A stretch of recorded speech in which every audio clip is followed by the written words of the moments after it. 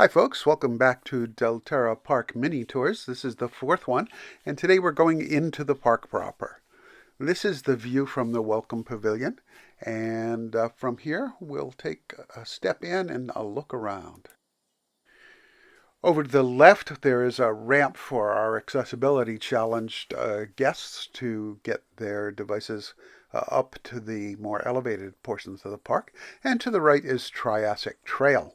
Uh, this has a bush that needs some trimming. And this takes us to our first exhibit, which is implied right now. And this is for Coelophysis, an animal we should be seeing in early access, assuming it does indeed make the cut. You can see there's a trench between the two layers of the rock, and the base level is elevated so that these small animals are much closer to eye level for our guests. In the back there is a shelter for them, and that's also where the keeper gate is. So we pivot and go through the arch to another semi-implied exhibit. We have a temporary tenant in here, and this will be Plateosaurus, another animal from the Triassic. And yes, you pop up there for me. There's an elevated area on the other side of those rocks where the animals can get up on, right on cue, and be seen from by our guests from the path. And they get quite nice views of them when they come up here. Um, yes, very nice, very edifying. Why don't we move on? Um, Jurassic Journey is the section of the park that will be devoted to Jurassic era animals. For now, we're going to go up the ramp to this shaded walkway, and it's Plateosaurus on either side. So you can turn to either side on the bridge and look at the animals. This is pretty sparse. It's a semi-arid to arid environment for these animals. And our substitute animal in here is the smallest Edmontosaurus, which, and I picked females, which are uh, usually the smaller animal, but I think in this subspecies, they're the same size as the males. And you see the cursor running over there showing you the Coelophysis exhibit. This is what zoos call a panorama exhibit, where it looks like it's all one thing, but it really isn't. And the animals are separated. So let's get lined up. Oh, yeah, that's the keeper entrance for the Plateosaurus animals.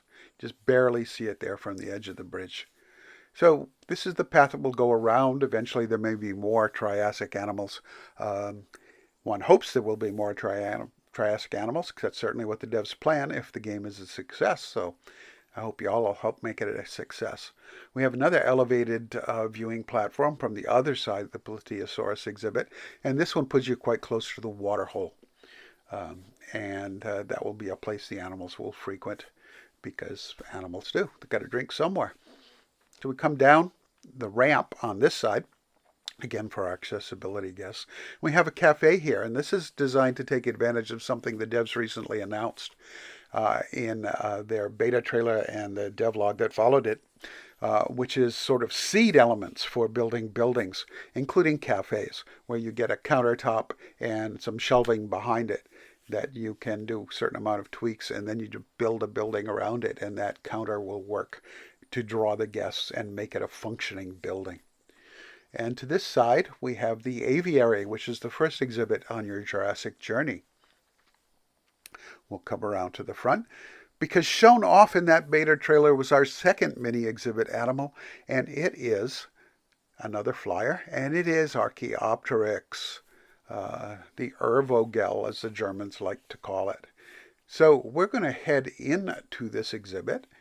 It has three mini aviaries in here with the null surrounding setting, so that it all seems like one. So we'll follow some of our guests in there, I hope. Yeah, there we go. We'll follow her. Go through the ropes, keep our almost birds from flying out. You're supposed to stay on the path, the signs say you should, but since we've got the camera crew, we'll take some temporary steps off the side to give you a sense of what it looks like.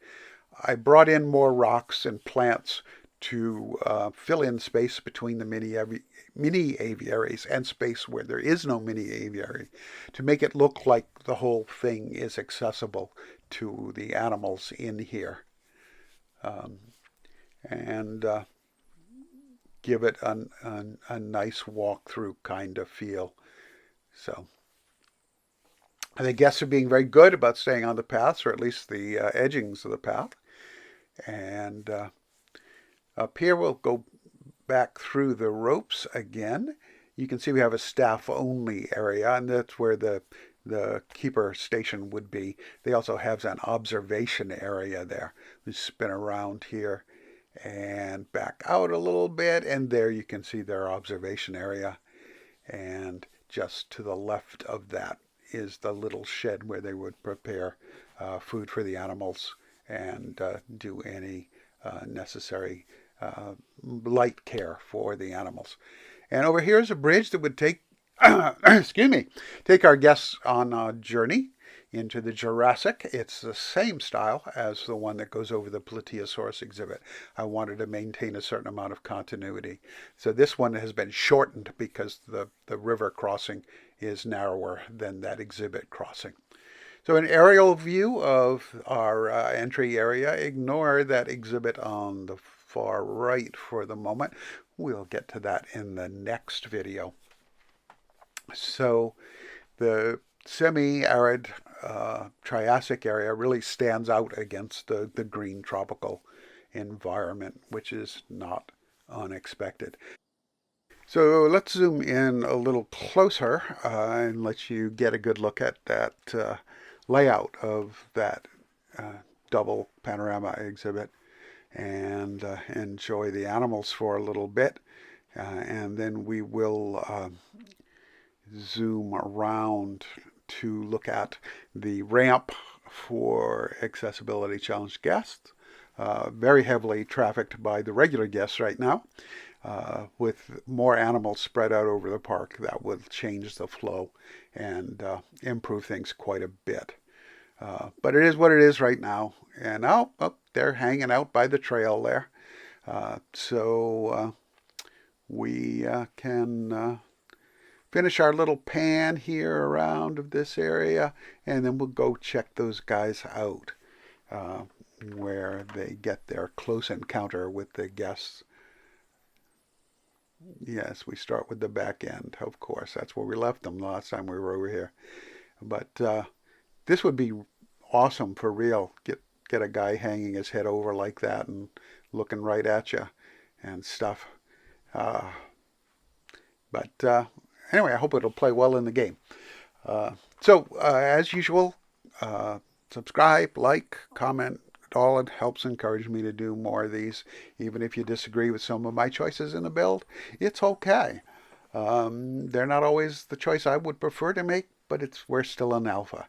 Anyway, thanks for stopping by. Have a good day, be well, and stay safe.